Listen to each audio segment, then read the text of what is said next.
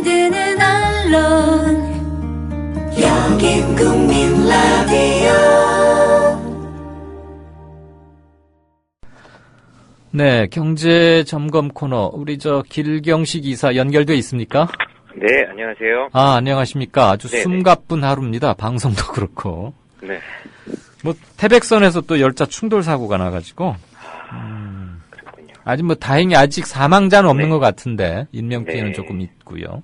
네. 단선철로에서 두 마주오던 열차가 충돌을 했답니다. 자, 오늘 두 가지 소식인데 카톡뱅크 정도만 얘기를 해야 되지 않을까? 좀 사정을 이해해 주십시오. 돌발적인 네. 사고 때문에. 네. 카톡이 이제는 은행 노릇까지 한다 이런 겁니까? 그거 안전해요? 그렇게 해도? 일단은 이제 카톡이 은행 노릇까지 한다라고 보기엔 아직 조금 이른 것 같고요. 일단은 그냥 결제 대행 서비스, 송금 서비스 정도만 이렇게 시도를 한다 정도로 보는 게 맞을 것 같습니다. 현재 상황에서. 예. 속보를 말씀 도중에 죄송합니다. 지금 네. 태백선 충돌 사고로 방금 사망자 1명이 확인됐답니다. 열차 충돌이니까 정말 인명피해가 작기는 힘들겠죠. 네. 그렇죠. 말씀 이어져 주시죠. 네, 미안합니다. 일단 말씀하신 것처럼 이 국내 대표 SNS 업체라고 할 수 있는 카카오톡이 9월 달부터 네. 소액 송금 결제 서비스인 뱅크월렛 카카오를 선보인다고 합니다. 네.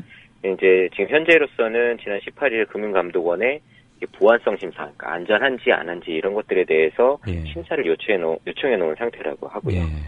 요즘 돈 빼가는 게 하도 제주들이 발전해서 뭐라 그러더라? 피어싱, 스미싱?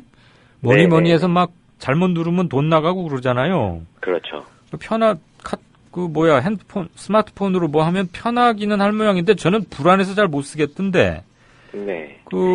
허가가 나오면은, 물론 이제 보안성은 챙기고 허가해주겠지만, 그럼 어떤 식으로 사용할 수 있다 그런 얘기입니까?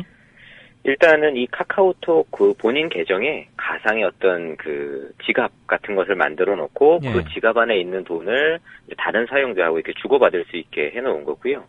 현재 주로 이제 사용하는 공인인증서 그리고 비밀번호 이 두 가지로 현재 보안은 할 예정이라고 하고 다만 말씀하신 것처럼 이게 워낙 위험성이나 이런 것 때문에 송금 한도, 이체 한도, 아까 충전 한도와 이체 한도가 각각 50만 원, 10만 원, 그러니까 말 그대로 소액 결제만 할 수 있도록 현재 되어 있는 상황이고, 그다음에 직불 카드를 등록하면 이것도 소액 결제도 이제 오프라인에서 가능하게 한 상황이고, 또 일부에서는 이게 아무래도 아이들이 카카오톡을 많이 쓰다 보니까 학교 폭력하고 연관되는 것이 아닌가 해서 수금을 하는 건 14세 이상부터 가능하도록 했고, 돈을 받는 거는 그쵸. 돈을 보내는 건 19세 이상부터 가능하도록 해서 이런 문제를 좀 미연에 방지하고자 하는 그런 장치들을 해놓은 것 같습니다. 대체 그런 일이 있을 수 있겠네요. 그렇죠. 근데 저는 무슨 카톡뱅크라 그래서 무슨 또 은행에 가면 왜 계좌 만들고 종이로 된 통장 주듯이 여기도 계좌를 만드나 했더니 그건 아니고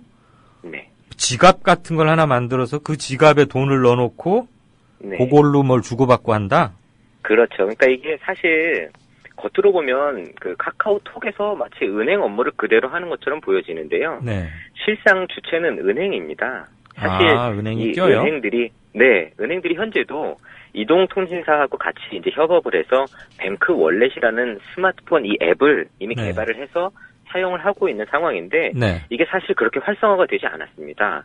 사람들이 이제 미심쩍어하는 부분도 있고 서로 주고받기도 좀 불편한 부분도 있고 근데 이건 이제 아무래도 카카오톡 같은 경우에는 워낙 가입자들이 많고 회원이 많다 보니까 이런 부분들에서 좀 편리하고 조금 더 사람들이 가깝게 느낄 수 있는 요인이 좀 크다고 해서 기존에 이제 문자로 주고받던 걸 카카오톡으로 바꾼 것뿐이고 이제 물론 은행 입장에서는 아무래도 본인들 은행 ATM기라든지 인터넷 뱅킹을 통해서 하면 본인들이 다 수수료를 가지고 가는데 이런 업체를 끼고 하면 이제 수수료를 나눠 가져야 되다 보니까 이런 부분에 있어서 이제 조금 수익성이 떨어지는 부분이 있을 것 같긴 한데 아직 은행을 대체하거나 은행 업무를 하는 그 정도 수준은 아닌 걸로 보이십니다.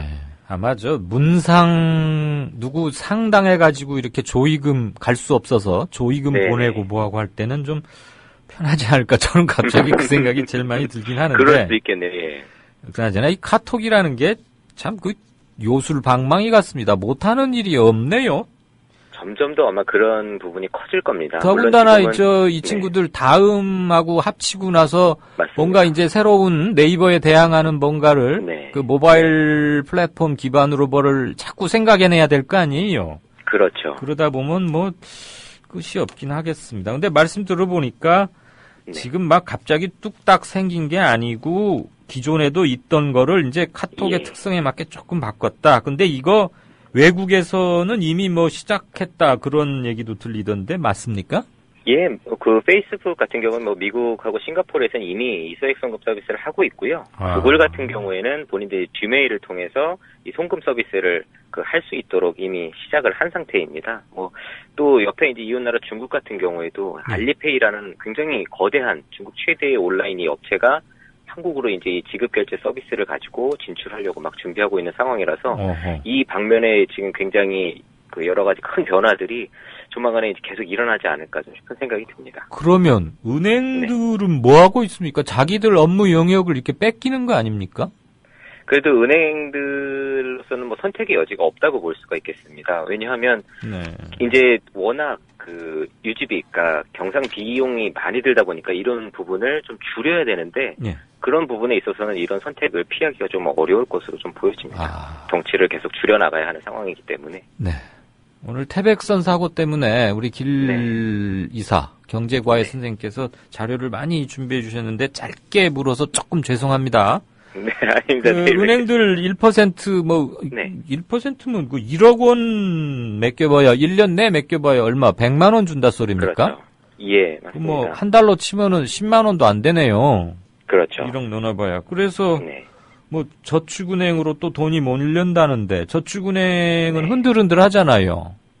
저축은행이 사실 지금은 이제 물밑으로 좀 가라앉아 있는 상황인데요. 네. 사실 문제가 근본적으로 해결된 것이 아니라 정부에서 거의 6조 원 가까이 되는 부실 채권을 공적 자금으로 메워줘서 이제 덮어놓은 상태고 그 안에 아직도 이제 근본적인 문제들이 그대로 있거든요. 네. 근데 이런 상황에서 그냥 또 그 예금이자 조금이라도 아쉬운 분들은 저축은행으로 가시거든요. 그렇죠. 근데 그럴 경우에 예전에 2011년도처럼 또 이런데 이제 돈을 맡기셨던 분들만 피해를 보고 손해를 보는 일들이 또 벌어지지 않을까 좀 노파심이 생깁니다. 네. 그나저나 저축은행이 뭐 부실화되고 있다 그러는데 그 이자 몇 푼 더 받으려고 알탕갈탕 모아놓은 떼이는 그런 서민들 없기를 정말로 바랍니다.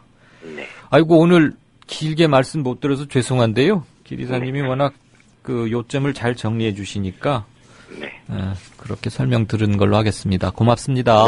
네, 감사합니다. 네, 지금까지 경제점검 코너 김광수 경제연구소의 길경식 이사였습니다.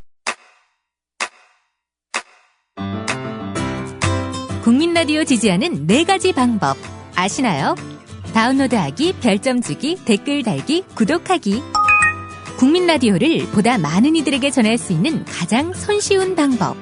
다운로드하기, 별점 주기, 댓글 달기, 구독하기.